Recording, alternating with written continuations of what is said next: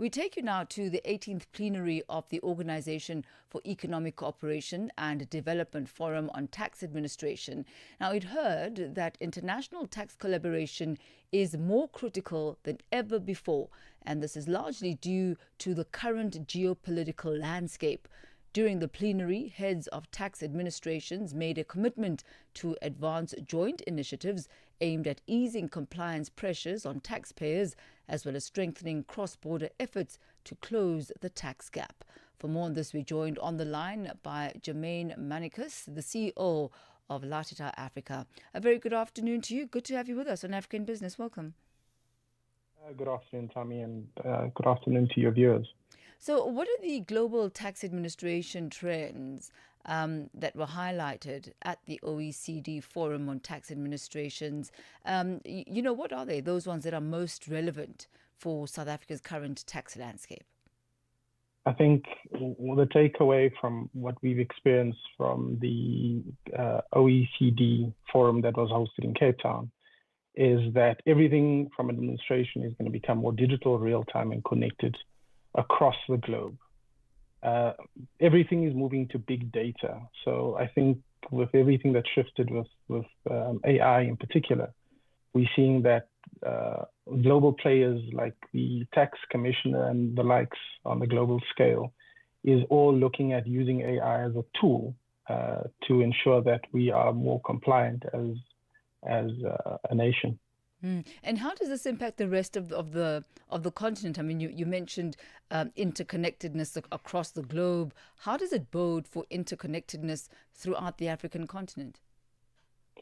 I think the idea is that from a standpoint, they want us to be able to do everything in a more real-time fashion, opposed to doing everything from a historical point of view. So when we start doing transactions on the African continent, intertrading, where before they would require historic paperwork to classify when transactions were done, the idea behind this is that everything becomes more real time.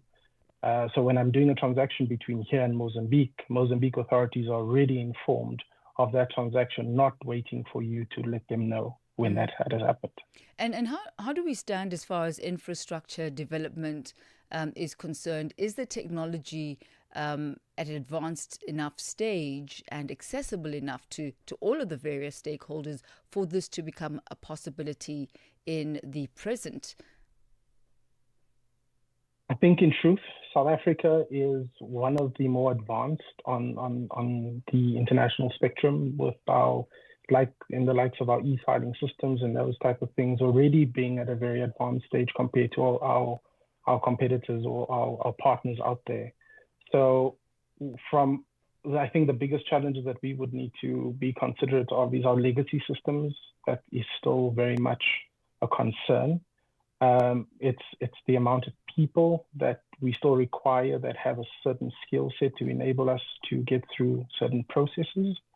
And obviously just the ensuring that the information that is being gathered is not just spat out from a point of AI, but also being analyzed from a point of what is real.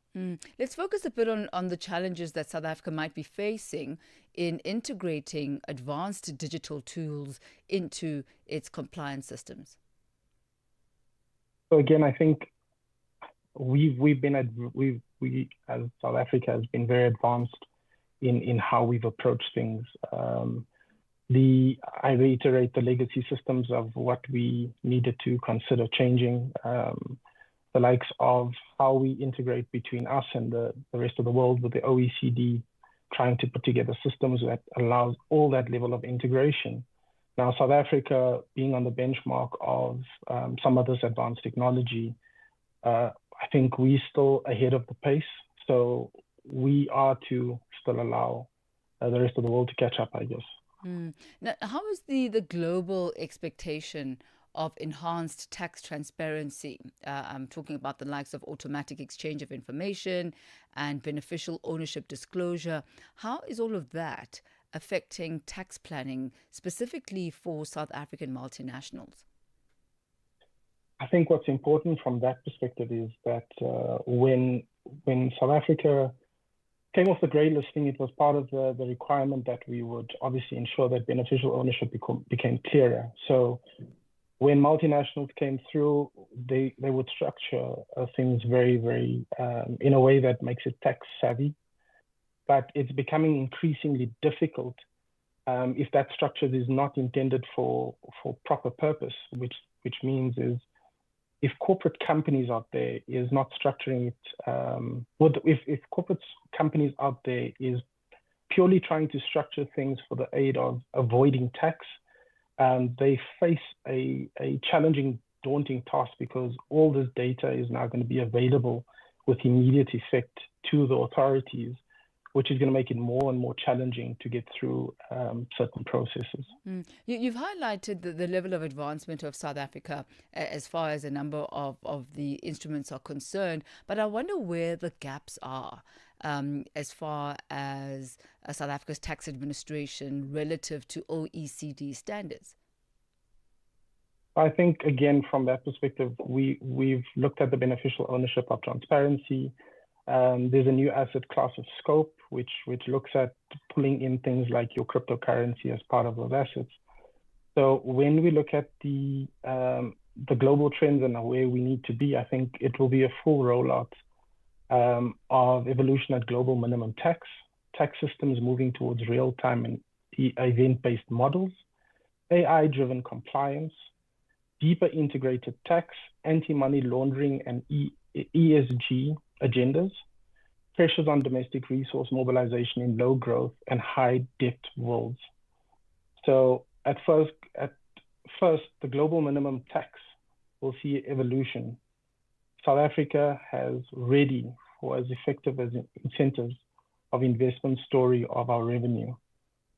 So what that means is transparency is going to be key. Right.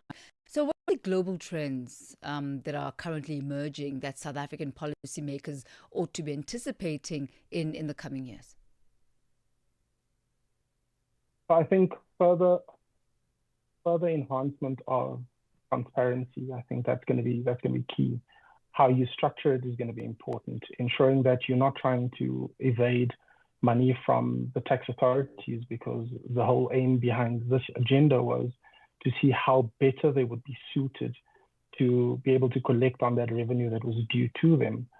So from that perspective, I think it's going to be important that from a future perspective, that we align with those trends, not only within South Africa, but within the global strand.